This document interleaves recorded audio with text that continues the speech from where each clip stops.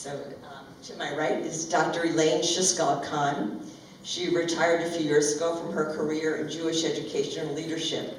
She's an active community volunteer, facilitating groups in a program called Wise Aging, teaching English, and as a court-appointed special advocate in the CASA program. Her late husband, who some of you might know, Stephen P. Cohen, was a practitioner of Track 2 diplomacy and worked behind the scenes to arrange direct talks among Jewish, Israeli, Arab, and Palestinian leaders with the goal of moving beyond armed struggle toward an eventual resolution of their long-standing enmity. Elaine recently moved from Teaneck to Englewood. To my far right is Nadia Hosein, who has been living in Teaneck for 13 years and is a biology teacher in Wayne, New Jersey. She holds a master's degree in molecular biology from New York University. A passionate educator, she combines educational expertise, community involvement, and advocacy for student achievement. She has served on the Board of Education in Teaneck, and Nadia was born on the island of Trinidad. She's the mother of 3 and has a son serving in the US military. So thank you both really for joining us. I wonder if just quickly, just tell us what you thought of the film and what it was like to watch it for you. Nadia, do you want to begin? Sure. First and foremost, I thank everyone for coming and showing up today. It was a phenomenal movie, and I'm so glad it's a movie all about women. Can you imagine how short it would have been if it was about men? Thank you ladies. I didn't see the relevance. I apologize, my brothers. But it was such a relatable show, and I really liked that it brought social issues that we all face in a society: divorce, depression, domestic violence, hairy legs. Right? I mean, it's something all of us our daughters can relate to. So, and it just happened to be in Israel, but it doesn't matter because I think the key point of it was that it's all so much relatable. It's issues that we all deal with, and that's what I enjoyed about it. Thank you. Elaine, question? I found it a very moving film.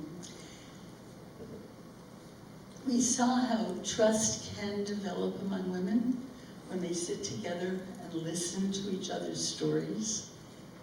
And yet the trust is fragile. It doesn't take much to break it. And that, I think, sadly, is a reality of life in Israel today. But it's also a ray of hope, because we did see how much of their lives the women were able to share and express. And it was interesting for me to see how the oldest of the women was in many ways the most at peace with the life that she led. And yet she was the one who really encouraged Suhad to speak her truth. It's okay, it's safe here. But it actually wasn't safe for her. So I think it leaves us with a lot of questions about what can happen in a group setting, what happens to each individual when she allows herself to dream. And let's hope that all women and all people, wherever we live, can dream and in time realize our dreams. Wow, thank you both. Really beautiful statements. Did you find that the women seemed authentic? And that their relationships that they developed seemed natural? So, 100%. And I actually didn't even think it was a low-budget movie. I thought they did an excellent job. Even they were so open, they were so expressive, and that's something that I think it touches all of us. That's what we can relate to, because there were no pretenses about it. So every single emotion, I felt the sadness. Even when they were joking, they were joking about different scenes, different issues. It was something that touched me, and this is why I think it came across as a genuinely true and realistic show.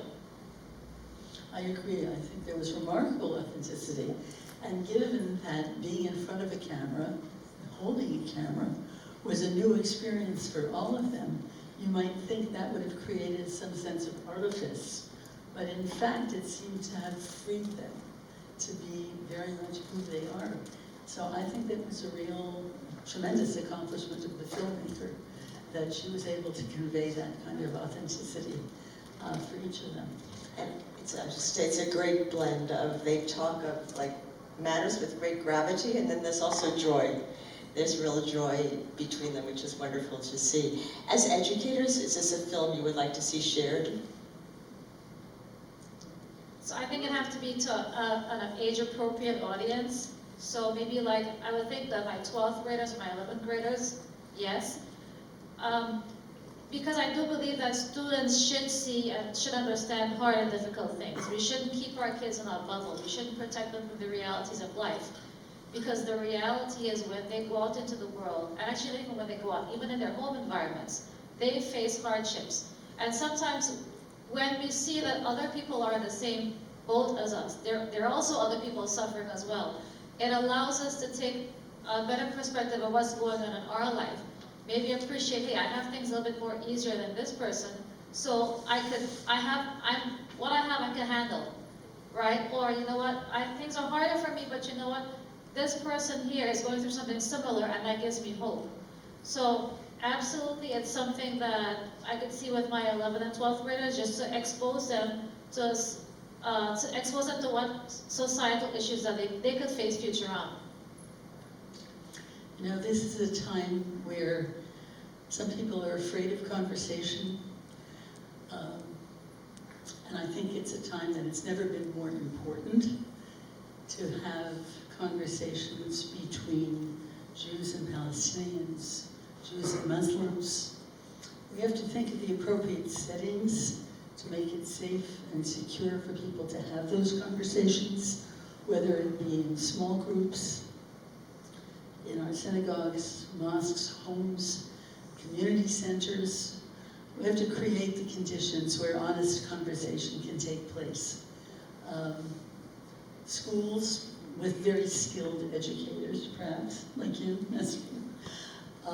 but I want to say that I think that we should come away from this film with a real understanding of how important it is that conversations about real issues take place. Great, thank you. What about the teacher? What about Rona?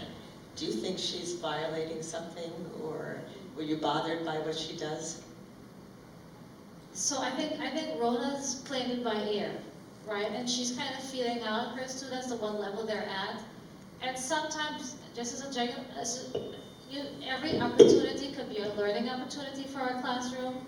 And that's how I take it as a teacher as well. Sometimes students ask questions that I was not expecting, and I have to take a step back and figure out the best way. So sometimes you just gotta go with the flow. And I think that's what she did with Suad.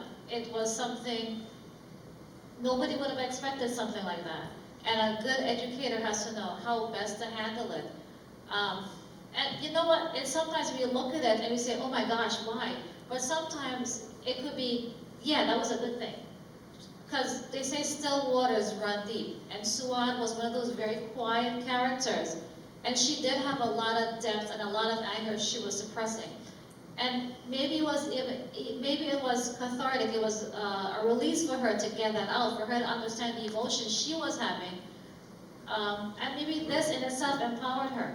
So we never really fully understand what happened as a result. Don't think it's a bad thing. Maybe it was a good thing for her.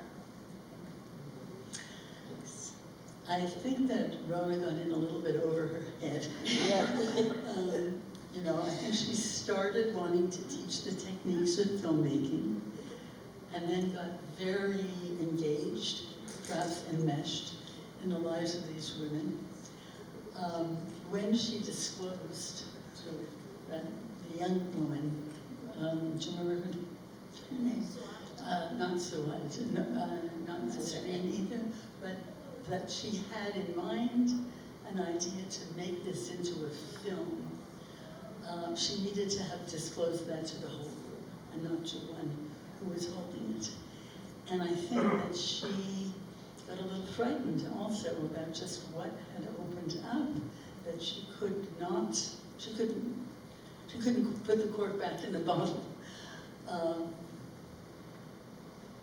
But she, she did, on the other hand, really enable a kind of disclosing of personal stories that would not have happened if she had simply kept it on the level of, tell me a little bit about your life and we'll look at the photos of your home. She did enable some deep sharing, but I think she needed a good mentor or coach to help her know when she had gone too far. Because when Gila said, you've taken us to places we didn't want to go to. You've taken us to places we were afraid to go to. There was some truth in that. It's powerful stuff. It really is. Thank you. This is the first time that we're meeting, so it's really interesting. Elaine is an old friend, and Nadia is a new friend, and it's really nice to have this conversation with you. We have time for a few questions. I do just want to say that we can't really see. We are in a difficult moment in the world, and this bill might raise some things, so I would just ask for questions. There are other times for statements and questions with some humility and understanding. I have a question. Yes. So what struck me also was when one of the actresses, she said that she didn't have any friends who were Muslims, or she didn't know anybody. And we live in Teaneck, and I know a lot of times we live in our own bubble, right? I come here, I go to my work, come home, and I was just this morning at an interfaith group meeting, and we all kind of feel the same way too. Sometimes we're in our own bubble. So just by show of hands, if you want to show your hand, it's fine. Does anybody here not know a Muslim person or not have a Muslim friend? Oh, okay, all right. No, because I think sometimes we see each other, and sometimes we get, we don't bother to reach out. We're so in our own bubble. I myself, I'm in my own bubble. I don't have the time or effort. So I think let's just make this a platform. I'll come by, I'll say hello to you, right? Because this is the only true way to have meaningful dialogue. And to say, listen, let's meet, let's have coffee, let's get to know each other. Thank you. I think we have to look for opportunities to move outside of our own bubble. What does your interfaith community do?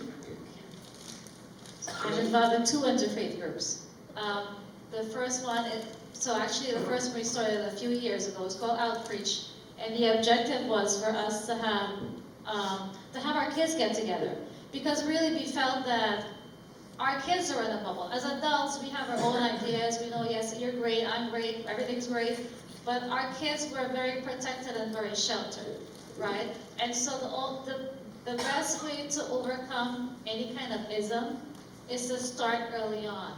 When my daughter walks the street, she says, hey, that's my friend Moshe, or that's Joshua. So at a young age, they know that we're all the same.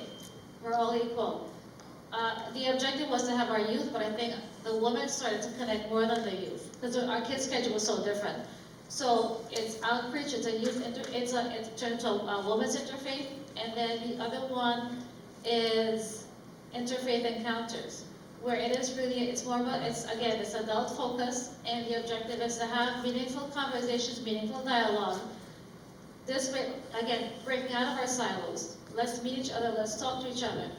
Because many times the media and social media magnify that 3% of difference, but we need to magnify that 97% similarity. And let's make our own dialogue. Let's create our own narrative. Not people outside of Teaneck. And let's not let the media, social media, dictate our narrative. Let's dictate it for ourselves and for our kids. Thank you. I cut you off, you were going to say something before, but I wonder if you can also tell us, what can we learn from the work that Steve did? How did he manage to break down barriers and bring people together? One, he was really a person who knew how to listen and not lead with judgment. I think that's enormously important, and he wasn't fearful. to bring together people who had a lot of even hatred for each other, who saw the world in very, very different ways, and to be able to, he was trained in conflict resolution, and really knew how to give space for people to speak, people from opposing countries, opposing groups, opposing faith traditions, to sit together, hear each other's stories and narratives, understand that there isn't one narrative to very complex issues, and work toward at least a buy-in, a goal of coming to understandings that people can learn to live in a shared society, to live with respect for one another. So, Thank you. that's what I would say as a first response to a very deep question. These are both great responses to leave us with. So let's say there are any other questions. I think we're just about out of time. So thank you everyone for joining us. Thank you so much, Elaine and Nadia, for your